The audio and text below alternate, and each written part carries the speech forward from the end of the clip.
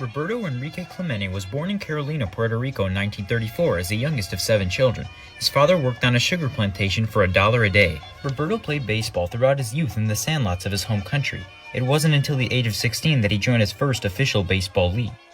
When he was 17, he entered a tryout camp in Puerto Rico, co-run by the Brooklyn Dodgers. 71 of the 72 men trying out were sent home without a second look, the exception being Roberto. Scout Al Campanis wanted to sign him, but he was 1 year too young to be legally signed. He would go and join the distinguished Santurce Cangrejeros of the Puerto Rican Winter League. Riding the bench most of his first season, he got 77 at-bats and batted .234. Next winter, he was starting in the outfield. He collected 219 at-bats and batted .288. He was signed by the Dodgers after that season, receiving a $10,000 signing bonus. However, a new rule had been put in place. If a player who had signed a bonus of $4,000 or more did not spend his entire first season on the Major League roster, he would be available for other teams to draft. In 1954, the Dodgers sent him to AAA in Montreal. Doing all they could to keep him a secret, he only got 148 at-bats. Despite only batting .257, he did not go unnoticed. He was drafted by the Pittsburgh Pirates after the season. In 1955, at the age of 20, Roberto made his Major League debut. His first year was not great.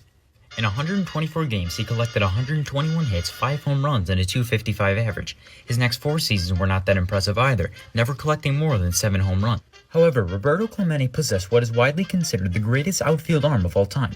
His arm strength could have possibly been attributed to his days in high school when he was a star javelin thrower.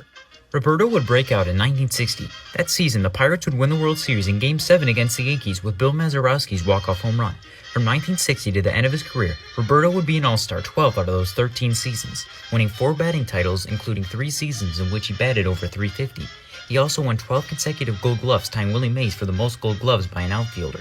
In 1971, the Pirates won the World Series against the Orioles. Roberto batted .414 over the 7 games and won the World Series MVP. On New Year's Eve of 1972, Roberto was killed in a plane crash along with 4 others when the cargo plane in which he was traveling crashed off the coast of Puerto Rico. He was on his way to deliver relief supplies to Nicaragua following a devastating earthquake that happened there a week earlier. Roberto represented to many what it looked like to be proud of your heritage and who you were as a person. Battling prejudice throughout his career, he was remembered as a great baseball player and an incredible man. Spending his entire career with the Pirates, Roberto finished with 1,305 RBI, 240 home runs, a .317 career average, and finished exactly at 3,000 hits.